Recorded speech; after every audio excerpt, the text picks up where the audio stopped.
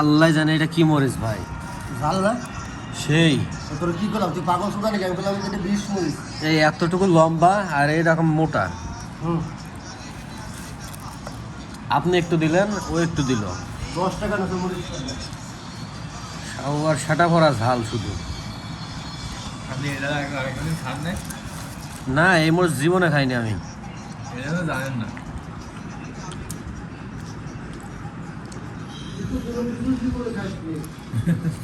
আর ভাই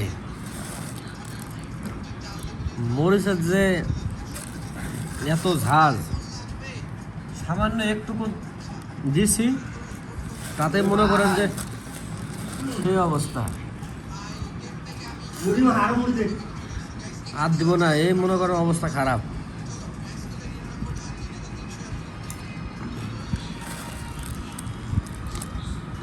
মরিচ দেখাই যাচ্ছে না, তারপরে এত ঝাঁজ।